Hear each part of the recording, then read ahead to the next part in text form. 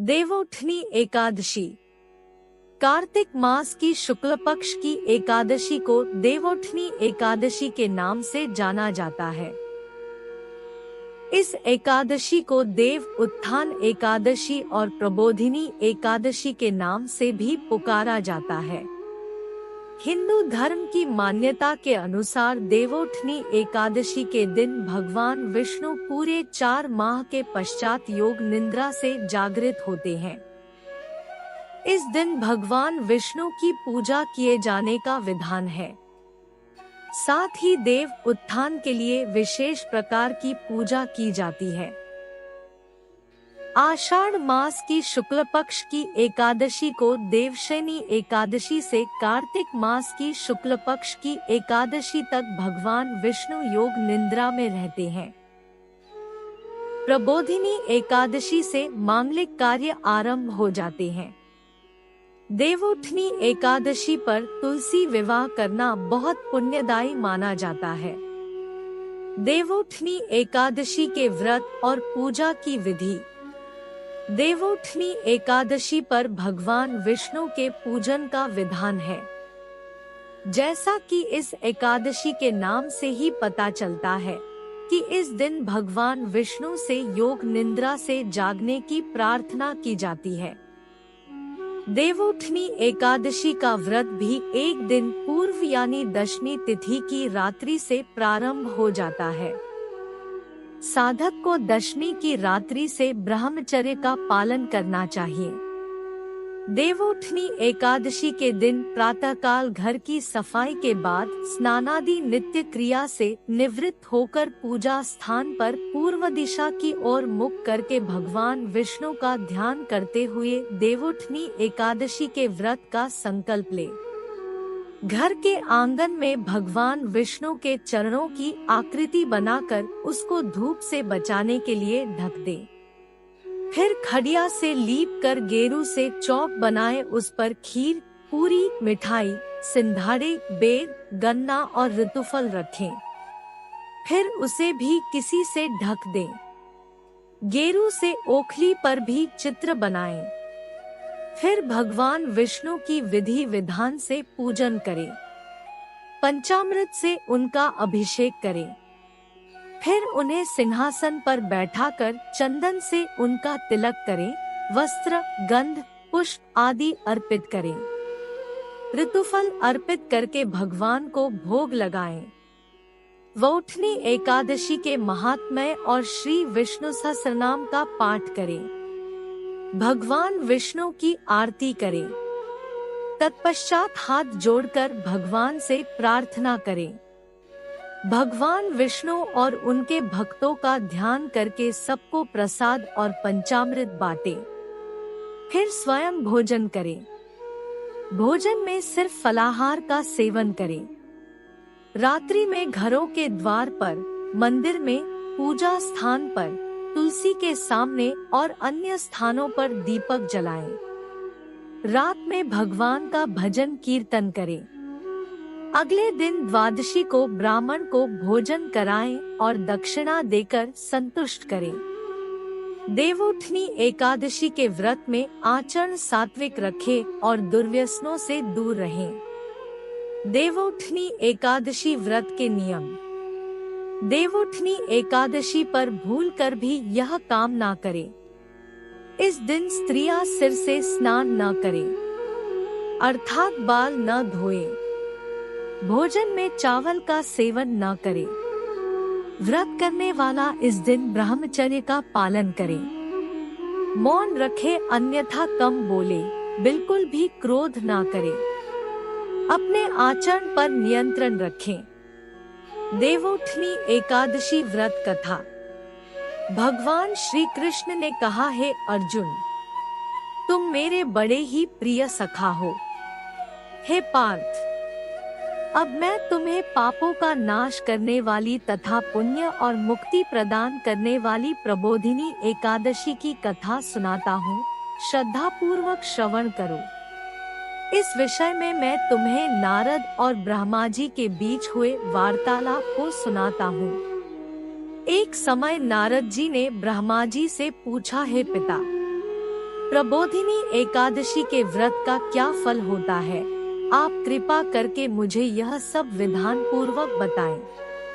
ब्रह्मा जी ने कहा, है पुत्र, कार्तिक माह के शुक्ल पक्ष की प्रबोधिनी एकादशी के व्रत का फल 1 सहस्र अश्वमेध तथा 100 राजसूय यज्ञ के फल के बराबर होता है। नारद जी ने कहा, है हिता, एक संध्या को भोजन करने से, रात्रि में भोजन करने तथा पूरे दिन उपवास करने से क्या क्या फल मिलता है? कृपा कर सविस्तार समझाइए। ब्रह्मा जी ने कहा, है नारद, एक संध्या को भोजन करने से 2 जन्म के तथा पूरे दिन उपवास करने से 7 जन्म के सभी पाप नष्ट हो जाते हैं। जिस वस्तु का त्रिलोक में मिलना दुष्कर है, वह वस्तु भी प्रबोधिनी एकादशी के व्रत से सहज ही प्राप्त हो जाती है। प्रबोधिनी एकादशी के व्रत के प्रभाव से बड़े से बड़ा पाप भी क्षण मात्र में ही नष्ट हो जाता है।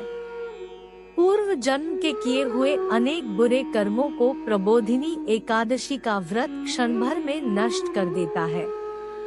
जो मनुष्य अपने स्वभावानुसार प्रबोधिनी एकादशी का विधान पूर्वक व्रत करते हैं, उन्हें पूर्ण फल प्राप्त होता है। हे पुत्र, जो मनुष्य श्रद्धा पूर्वक इस दिन किंचित मात्र पुण्य करते हैं, उनका वह पुण्य पर्वत के समान अटल हो जाता है। जो मनुष्य अपने हृदय के अंदर ही ऐसा ध्यान करते हैं कि प्रबोधिनी एकादशी का व्रत करूंगा, उनके 100 जन्म के पाप नष्ट हो जाते हैं। जो मनुष्य प्रबोधिनी एकादशी को रात्रि जागरण करते हैं, उनकी बीती हुई तथा आने वाली 10 पीढ़ियां विष्णु लोक में जाकर वास करती है और नरक में अनेक कष्टों को भोगते हुए उनके पितृ विष्णुलोक में जाकर सुख भोगते हैं। हे नारद, रक्तभाव आदि विकट पाप भी प्रबोधिनी एकादशी के दिन रात्रि को जागरण करने से नष्ट हो जाते हैं। प्रबोधिनी एकादशी को रात्रि को जागरण करने का फल अश्वमेध आदि यज्ञों के फल से भी ज्यादा होता है। सभी तीर्थों में जाने तथा गो, स्वर्ण भूमि आदि के दान का फल प्रबोधिनी के रात्रि के जागरण के फल के बराबर होता है। हे पुत्र, इस संसार में उसी मनुष्य का जीवन सफल है जिसने प्रबोधिनी एकादशी के व्रत द्वारा अपने कुल को पवित्र किया है। संसार में जितने भी तीर्थ हैं तथा जितने भी तीर्थों की आशा की जा सकती है, वह प्रबोधिनी एकादशी का व्रत करने वाले के घर में रहते हैं। प्राणी को सभी कर्मों को त्यागते हुए भगवान श्रीहरि की प्रसन्नता के लिए कार्तिक माह की प्रबोधिनी एकादशी का व्रत अवश्य करना चाहिए। जो मनुष्य इस एकादशी व्रत को करता है, वह धनवान, योगी, तपस्वी तथा इंद्रियों को जीतने वाला होता है, क्योंकि एकादशी भगवान विष्णु की अत्यंत प्रिय है। इसके व्रत के प्रभाव से मनुष्य जन्म मरण के चक्र से मुक्त हो जाता है। इस एकादशी व्रत के प्रभाव से कायिक, वाचिक और मानसिक तीनों प्रकार के पापों का शमन हो जाता है। इस एकादशी के दिन जो मनुष्य भगवान विष्णु की प्राप्ति के लिए दान, तप, होम, यज्ञ आदि करते हैं, उन्हें अनंत पुण्य की प्राप्ति होती है। प्रबोधिनी एकादशी के दिन भगवान श्रीहरि का पूजन करने के बाद यौवन और वृद्धावस्था के सभी पाप नष्ट हो जाते हैं। इस एकादशी की रात्रि को जागरण करने का फल सूर्य ग्रहण के समय स्नान करने के फल से सहस्र गुना ज्यादा होता है। मनुष्य अपने जन्म से लेकर जो पुण्य करता है, वह पुण्य प्रबोधिनी एकादशी के व्रत के पुण्य के सामने व्यर्थ है। जो मनुष्य प्रबोधिनी एकादशी का व्रत नहीं करता, उसके सभी पुण्य व्यर्थ हो जाते हैं। इसलिए हे पुत्र, तुम्हें भी विधान पूर्वक भगवान विष्णु का पूजन करना चाहिए। जो मनुष्य कार्तिक माह के धर्मपरायण होकर अन्य व्यक्तियों का अन्न नहीं खाते, उन्हें चांद्रायन व्रत के फल की प्राप्ति होती है। कार्तिक माह में प्रभु दान आदि से उतने प्रसन्न नहीं होते जितने कि शास्त्रों की कथा सुनने से प्रसन्न होते हैं। कार्तिक माह में जो मनुष्य प्रभु की कथा को थोड़ा बहुत पढ़ते हैं या सुनते हैं, उन्हें 100 गायों के दान के फल की प्राप्ति होती है। ब्रह्मा जी की बात सुनकर नारद जी बोले, हे पिता, अब आप एकादशी के व्रत का विधान कहिए और कैसा व्रत करने से किस पुण्य की प्राप्ति होती है, कृपा कर यह भी समझाइए। नारद की बात सुन ब्रह्मा जी बोले, हे पुत्र, इस एकादशी के दिन मनुष्य को प्रातःकाल उठ जाना चाहिए और स्नानादि से निवृत्त होकर व्रत का संकल्प करना चाहिए। उस समय भगवान विष्णु से प्रार्थना करनी चाहिए कि हे प्रभु, आज मैं निराहार रहूंगा और दूसरे दिन भोजन करूंगा, इसलिए आप मेरी रक्षा करें। इस प्रकार प्रार्थना करके भगवान का पूजन करना चाहिए और व्रत प्रारंभ करना चाहिए। उस रात्रि को भगवान के समीप गायन, नृत्य, बाजे तथा कथा कीर्तन करते हुए रात्रि व्यतीत करनी चाहिए। प्रबोधिनी एकादशी के दिन कृपणता को त्याग कर बहुत से पुष्प, अगर, धूप आदि से भगवान की आराधना करनी चाहिए। शंख के जल से भगवान को अर्घ्य देना चाहिए। इसका फल तीर्थ दान आदि से करोड़ गुना अधिक होता है।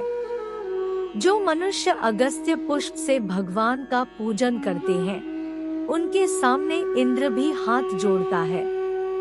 कार्तिक माह में जो बिल्व पत्र से भगवान का पूजन करते हैं, उन्हें अंत में मुक्ति मिलती है। कार्तिक माह में जो मनुष्य तुलसी जी से भगवान का पूजन करता है, उसके 10,000 जन्मों के सभी पाप नष्ट हो जाते हैं। जो मनुष्य इस माह में श्री तुलसी जी के दर्शन करते हैं या स्पर्श करते हैं या ध्यान करते हैं या कीर्तन करते हैं या रोपण करते हैं अथवा सेवा करते हैं, वे 1000 कोटियों तक भगवान विष्णु के लोक में वास करते हैं। जो मनुष्य तुलसी का पौधा लगाते हैं, उनके कुल में जो पैदा होते हैं, वे प्रलय के अंत तक विष्णुलोक में रहते हैं। जो मनुष्य भगवान का कदम पुष्प से पूजन करते हैं, वह यमराज के कष्टों को नहीं पाते। सभी कामनाओं को पूरा करने वाले भगवान विष्णु कदम पुष्प को देखकर अत्यंत प्रसन्न होते हैं। यदि उनका कदम पुष्प से पूजन किया जाए तो इससे उत्तम बात और कोई नहीं है। जो गुलाब के पुष्प से भगवान का पूजन करते हैं, उन्हें निश्चित ही मुक्ति प्राप्त होती है। जो मनुष्य बकुल और अशोक के पुष्पों से भगवान का पूजन करते हैं, वे अनंत काल तक शोक से रहित रहते हैं। जो मनुष्य भगवान विष्णु का सफेद और लाल कनेर के फूलों से पूजन करते हैं, उन पर भगवान अत्यंत प्रसन्न होते हैं। जो मनुष्य भगवान श्रीहरि का दूरवादल से पूजन करते हैं, वे पूजा के फल से 100 गुना ज्यादा फल पाते हैं। जो भगवान का शमी पत्र से पूजन करते हैं, वे भयानक यमराज के मार्ग को सुगमता से पार कर जाते हैं।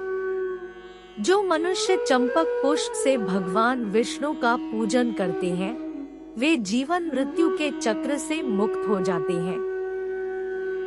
जो मनुष्य स्वर्ण का बना हुआ केतकी पुष्प भगवान को अर्पित करते हैं, उनके करोड़ों जन्म के पाप नष्ट हो जाते हैं। जो मनुष्य पीले और रक्त वर्ण कमल के सुगंधित पुष्पों से भगवान का पूजन करते हैं, उन्हें श्वेत दीप में स्थान मिलता है।